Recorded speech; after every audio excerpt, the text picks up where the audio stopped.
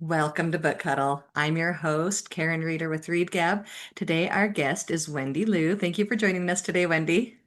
Hi, thank you so much for having me. I am very excited for today. This will be so fun. This book that she wrote, Casting April, is just fantastic, and we'll tell you all about it in a minute. But first, Wendy, tell us about you besides that you're an author. Yeah, so I work as a journalist in my day job, which is really fun and exciting and very different from writing fiction because in journalism, it's all about getting facts right. So, like a different part of my brain that I get to work with. Um, I live in New York City, but I grew up in North Carolina, and I spent my summers growing up um, visiting Shanghai in China, where a lot of my family is from, and I am Chinese American, like April is in the book. Nice. Yes, I'm seeing a lot of you in this book now that I know that you're a journalist as well. Nice. Yes, yes. All right. Well, one more thing to get to know something about you. I like to base it on a book. So in Inkheart and in some other books too, like Lima Stories, they're sucked into the book, right? They're just living in the book. What is a book that you would love to live the story or that you would hate to live it? Yeah, it's a great question.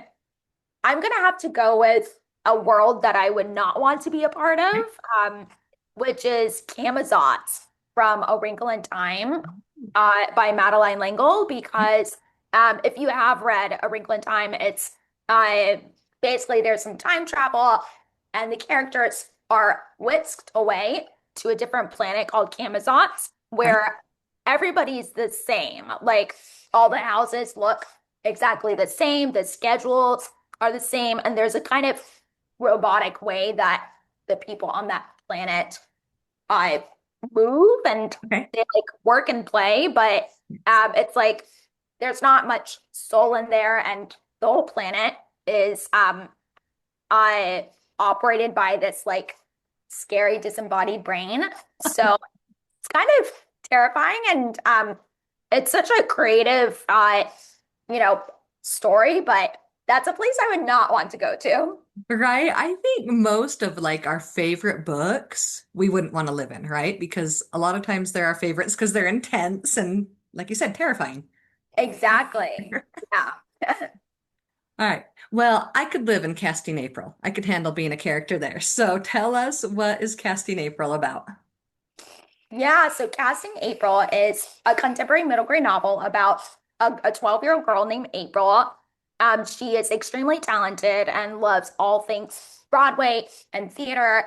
And she decides to audition for her school's play. And she does a really great job. The theater director even tells her that she did an amazing job. And so April is like, I've got this. Like Yeah, I'm right. gonna get the lead role. But the next day she overhears that same theater director telling another teacher that she actually decided not to cast April simply because she has a disability. Now April has the same disability as me. I have a tracheostomy tube that helps me breathe. I live and work independently in New York. I've had it my whole life. So for me, it's this is my normal and it Yes. doesn't stop me from doing anything. So same thing with April. She is still a great actress, really vibrant, funny kid. And so she's kind of like, this feels unfair. Right. Um, Yeah. so she spends the whole book basically hatching a plan to prove to everyone, all the adults in her life, that she does have what it takes to be a star, that she is good enough. But more importantly, she's really trying to learn how to believe in herself, Yeah. and kind of give herself that internal validation to go after her dreams. So, Yes. yeah. I loved it so much. I love April. She is such a great character. So many strong characters here. Like, do I say it Zara? Is that how we All say right. her Yeah. boyfriend's name? Such great characters, such great representation across the board. And I even love our bully. Like, I think he's so well portrayed in such an honest way. And I love that. And her friends and her family at home. It's just, we've got so many great things going on. So let's go back though, that Glad. yes, yes. Let's go back to that this is personal for you. So were you in theater growing up? I did do quite a bit of theater since I was young. I think my first role ever was playing the chicken in The Ugly Duckling. Oh, nice. So, because that is a big thing in the book too. Did, Yes, yes, did the exactly. same thing happen with knocking down something that has trauma for her? That actually did not happen to me, Okay, but good. um, I'm glad for I you, did Wendy. wear, yeah, I did wear like a yellow chicken costume that my mom Uh-huh. helped me make. Right. So similar like cardboard wings and everything. And yeah, I think that was my very first like real role in a play. Yeah. Um and so I would just do fun things like that throughout school. And then when I was a little bit older, I took some theater classes and I had a theater director who was like not very nice. Oh, Um she would kind of play favorites yeah. and cast the same kids for the big roles. So I didn't really feel like I felt I fit in. So Right. I ended up joining a like local community theater Oh, group nice. um where like I anybody could join. I think the oldest member was a 96-year-old blind woman Wow. and she was so good. Like I loved being with her. And I think I was one of the youngest people in there. And so it was a very scrappy local team. And we all just kind of like put on productions together. And it was just so much fun. And I felt like I could be myself while Yeah. also, playing these characters and having fun. So it was really great. Yes, I was never into theater. I did audition for one play, didn't get in, and then moved on. I'm one that just wanted to try everything, right? And I was like, well, I guess that's not me. Let's go try something else. But Yeah. my kids are into theater and have really gotten into it. And we had the best community theater in Virginia where we lived. We've moved across the country now, so we're not there anymore. But oh, the people there, and we have good situations here too. But the Mhm. people there were amazing. The way they loved and encouraged those kids just you could not find anybody like them. They were the best, and I miss them and love Wow. them so much That's because so awesome. Can I ask how old your kids are? so now they are 16, 13, 10, and 6. And the 6-year-old is just barely doing her first little production. I just dropped Oh, my middle two off at a theater camp. And so, yeah, the so cute. oldest one is the one that started it when he was like in second grade. He was like, I think I want to do theater. And so he started by doing like a little summer theater thing and then a props camp. And he got into it gradually. And Yep. he's had some good roles, and yeah, they're just the two oldest are the ones that are the most into it. But I could see the 6-year-old. She's so excited. She's so excited to be on stage. That is so cute. Sounds Sings and throws like you her have a lot of arms. fun. Yeah, Yeah, yeah. it is the best, and I love it. So I'm glad that you found a good place. Me too. That is so good.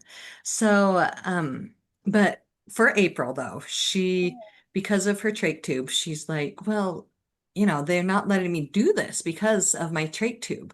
So why did you decide to go with theater? Why did you decide to put her there? So this isn't quite, it's not exactly your story, right? So tell us about developing the story and what led you to do it the way you did.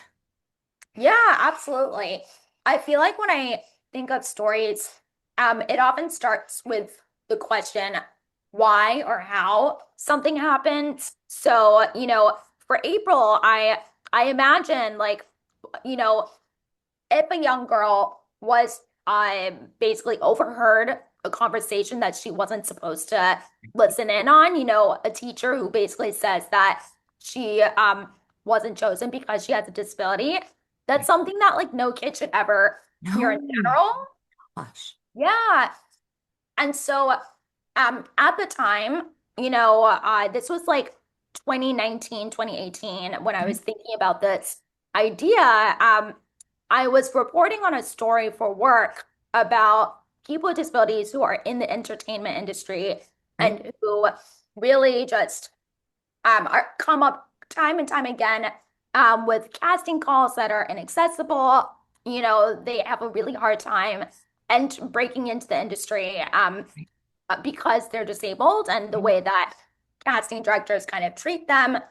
So I already had all of this kind of brewing in my mind because of work. And it made me think back to my own experiences of doing theater when I was young. And so, it's like you think about different ideas on the subway and the shower, and they just kind of come together.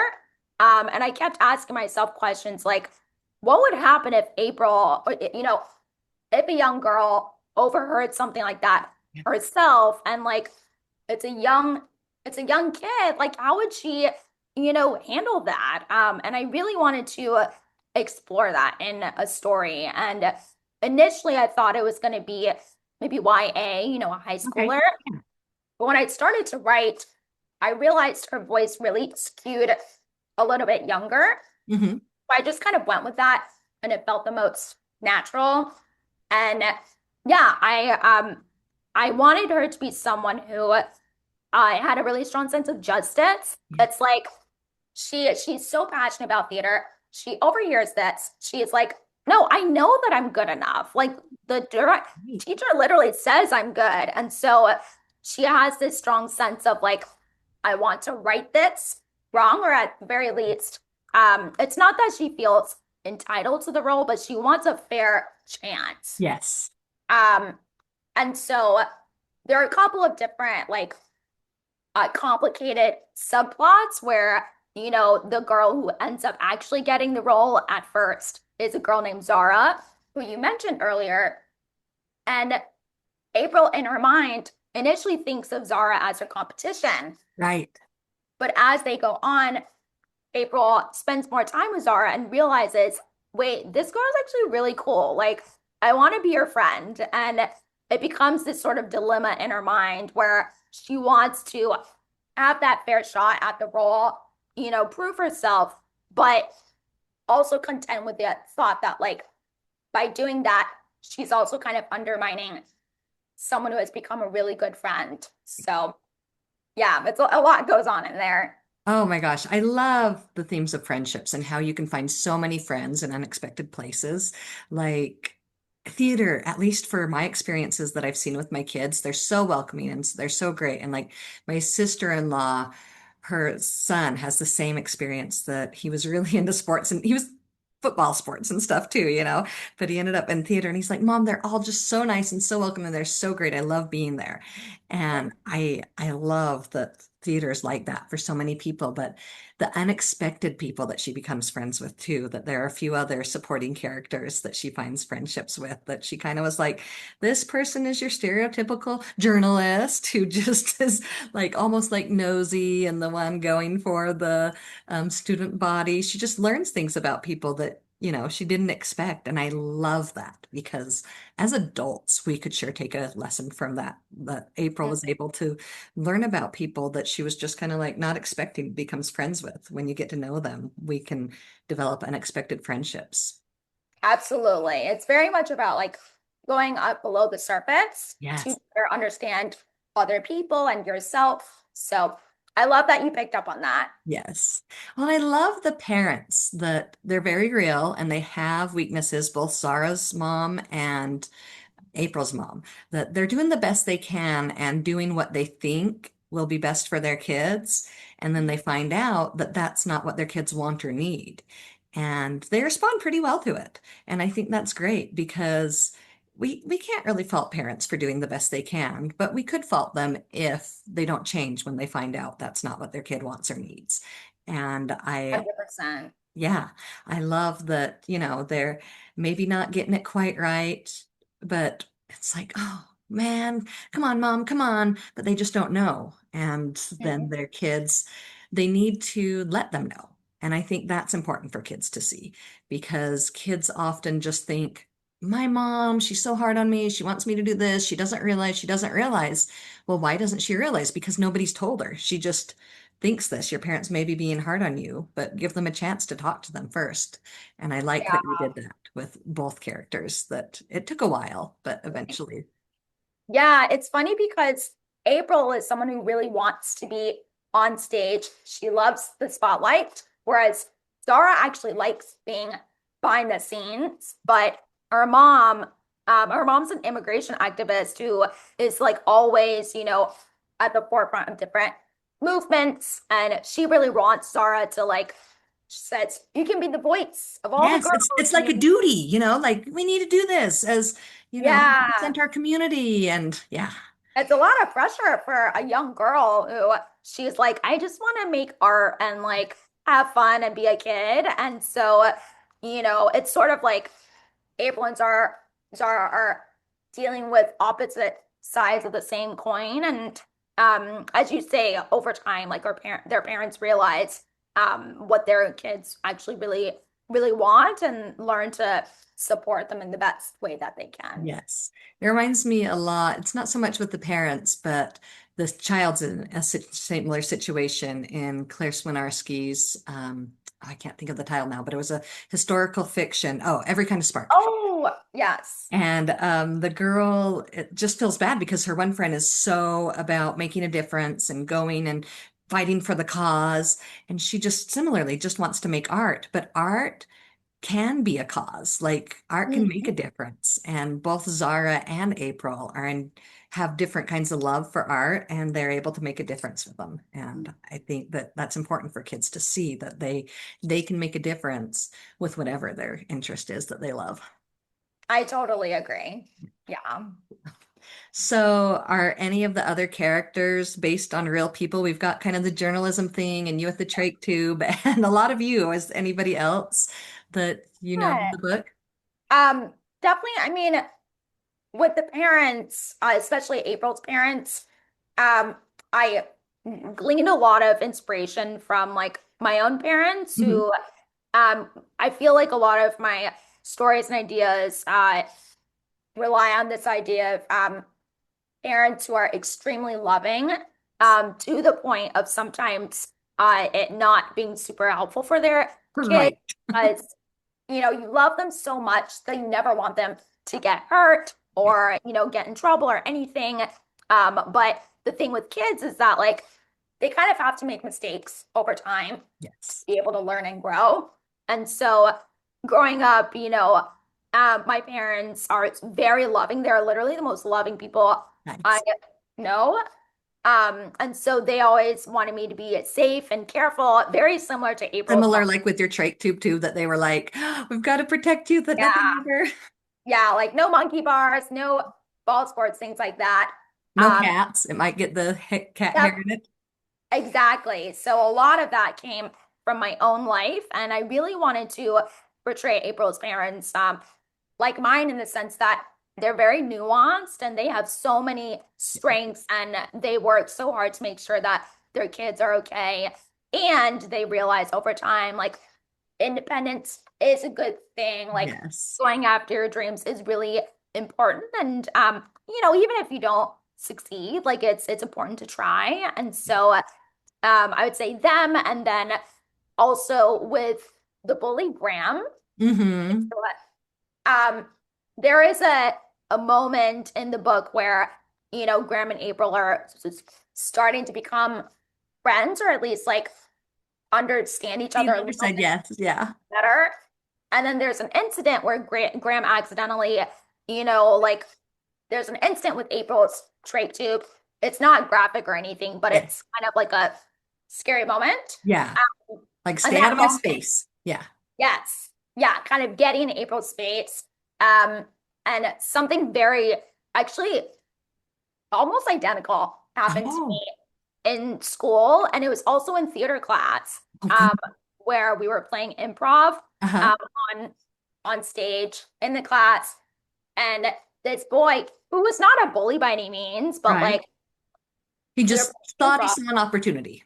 yeah, and he like I can't remember exactly what the improv was, but he kind of touched my trach tube very lightly, Uh-huh.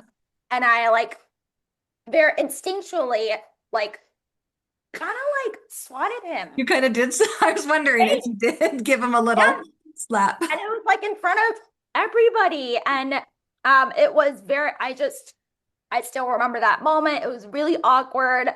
I did not faint, but I like remember it so clearly. Yeah. And so that was very much like almost identical to what's in the Yeah. book. So yeah. Oh, Um, wow. I know. So this is a great opportunity for us then. What would you like other people to know about people that have trach tubes? What's an appropriate way to talk to them about it, if at all?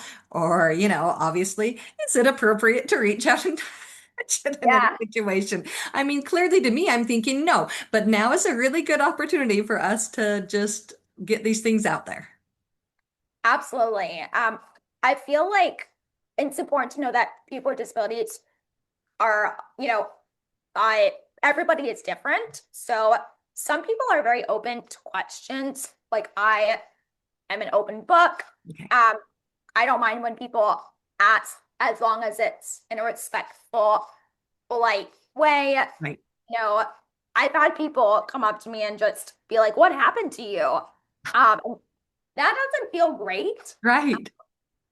But if people are really kind about it and like they're like, "Oh, I know someone who has a trach tube. Do you mind if I, ask you more about you or your story?" That's such a different vibe, right? Okay. Um, and also people have trach tubes for all kinds of Yeah. reasons. Um, I have it because I was born with vocal cord paralysis. Okay. So like I can talk and shout, but Yes. it does affect my breathing. Okay. Whereas other people might have it for and like many other reasons. And there's kind of a spectrum of people who might be more independent, like Right. me. They can do a lot of different things, Right. or they might have, higher needs and need a little bit more support. So I think really just knowing that everybody's a little bit different and no two people with disabilities, even the same disabilities, Right. are alike. Um, and that like, you know, it's okay to say like you don't know something or that like, if you're not sure about something, it's okay Yeah. to want to learn about it. And yeah, and just doing our best to be inclusive and Yes. uh like remind ourselves that people with disabilities are a part of every aspect of our society Yes. and that should be included. Yes, absolutely. And, they treat them like anybody else. They want to do the same activities and everything. So would it Yeah. be appropriate to maybe for a teacher and Mhm. adult to ask, are you able to fully participate? Is there anything I can do to support you in this before we start? Should the teacher start with something like that? Because we had a teacher who also in the book just went way overboard on thinking that April couldn't do much. Yeah, absolutely. I feel like definitely like offering to ask if there is something they can do to make things a little bit easier. You can totally offer to help. But if the person who is like, oh, actually, I'm okay, but thank you for offering. Then we just leave it and move on and treat them like Yeah, they are the rest of the kids. yeah, exactly. You can believe them. Yes, you can Essentially. Yeah. Yeah. So, believe. you know, it's hard because everybody has those like preconceived notions or Mhm. assumptions. I think that's actually very normal. Yes. And it's just making sure to like be aware of them. And trying to remember, oh, it may not be like that for this person and just being open-minded about that. So, yeah. So, Wendy, can you tell me anything that surprised you when you were writing the book? Oh, it's a great question. Something that surprised me, I think, was how clearly the arc of the book uh, was in my mind. Yes. I felt like even though it took me a while to like finish the book, I started in 2019 and then I got my agent in 2023. So it Okay. was a few years of writing and revising. Um, but the book itself, like I knew very clearly what the beginning and the end would be. And I kind of plotted out all the things that needed to happen in the middle. Right? Um, And it felt like almost like a puzzle, where you're trying to fit the different pieces together. And even if you know, like, all right, I've got all the pieces, I just need to figure out how they're going to intersect, Okay. and make sure that it all makes sense and kind of identify my own plot holes as I'm writing. It was just so much fun and really rewarding. And I also realized that I didn't want to um, go the easy route. Right. So it would have been very easy to make Miss Rooney, the theater director, just like a straight villain, Right. someone who just has a lot of assumptions and is easily just like, moves in the world as an able-bodied person, who has a lot of misconceptions. But you come to find out that there's a lot more to Miss Rooney and kind of the reasons why she acts the way that she does, not to excuse any behavior at Right. all, Right. but just to kind of show that like everybody has a story and something going on, and they're bringing their past experiences, their the way that they were brought up with them each day. And so, I decided to make Miss Rooney a little more complicated because I think that reflects the real world, and there's not always like a clear winner or loser, protagonist, villain, hero and villain. And so I was really glad that I ended up doing that. Even though Nice. it was a little more complicated, Right. um, I was just really glad with how it turned out. So Nice. Yeah, because adults, kids, they all have multiple layers and things behind them and things driving their actions. And that was neat to get to know what was driving her. exactly.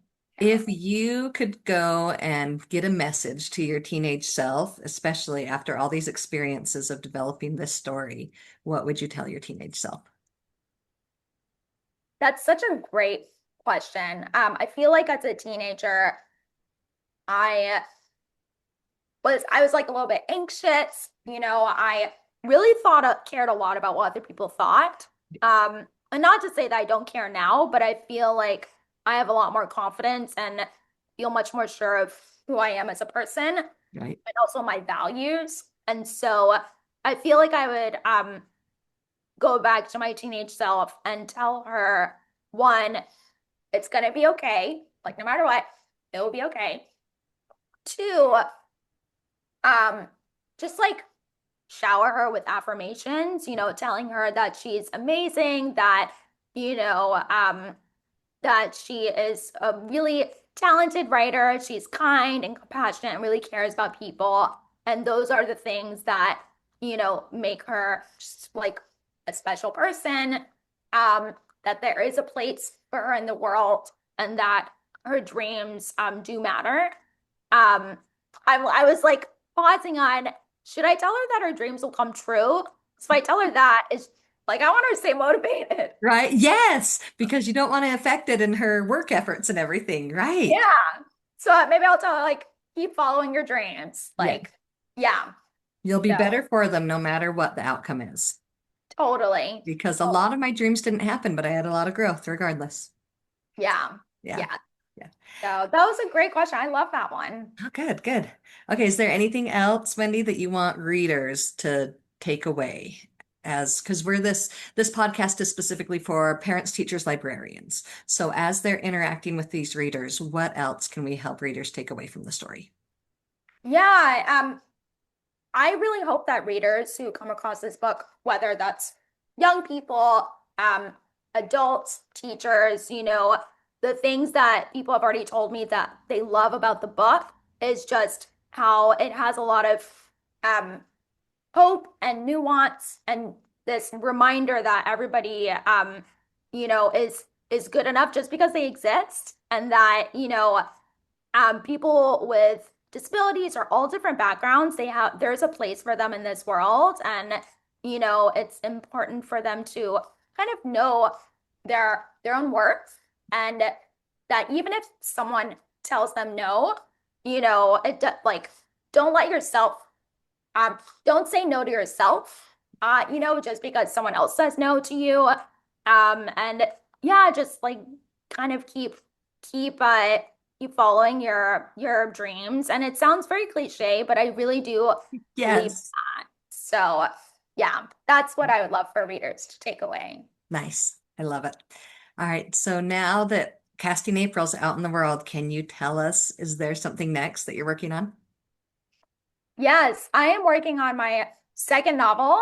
Feel like I can't say too much about it, but uh, I do still want to write middle grade.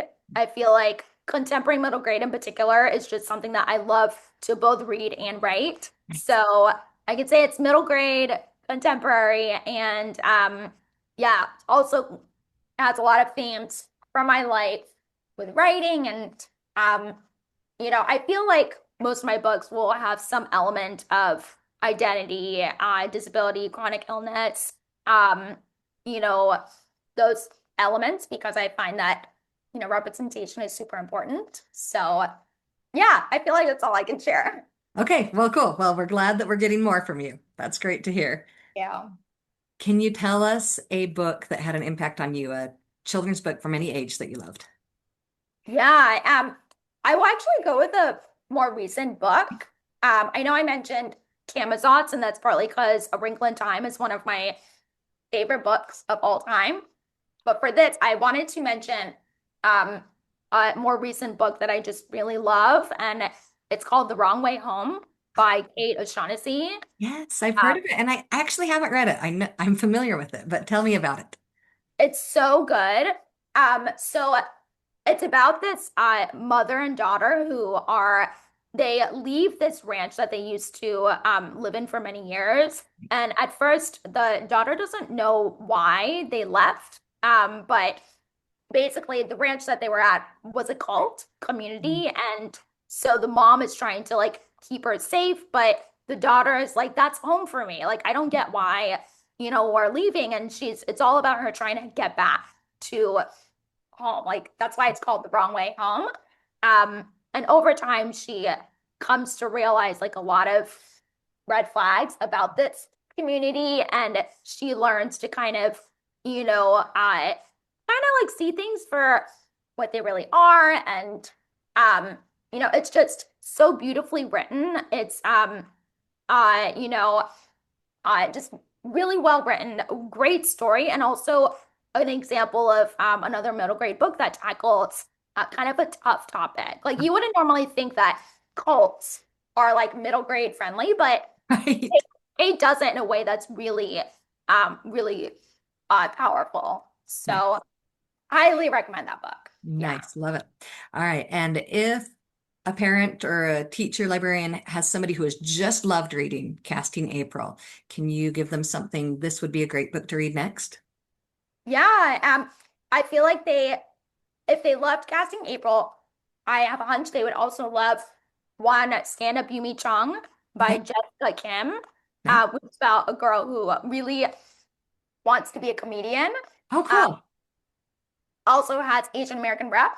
And then The Chance to Fly by Ali Stroker and Stacey Davidowitz, Okay. uh, which is about a girl who uses a wheelchair. Her name is Nat, and she also wants nothing more than to be on stage. So heavy on the theater, musicals, disability rep. I feel like those would be perfect books for All those right. readers. Yeah. Excellent. Love it. I'll have to check them out. Thank you so much, Wendy, for joining us today and talking to us about Casting April. Thank you so much. This was really fun. And thank you so much for being such an amazing host. Oh, well, thank you. I hope that you enjoyed hearing from Wendy Lu about Casting April. Hey, if you like my podcast, BookHuddle, I'd really appreciate it if you could take a second and rate and review BookHuddle on your podcast platform, because just like authors need ratings and reviews on their books to spread the word, it really helps the podcast to grow when we get more ratings and reviews. I hope you have a fantastic week and read an amazing book.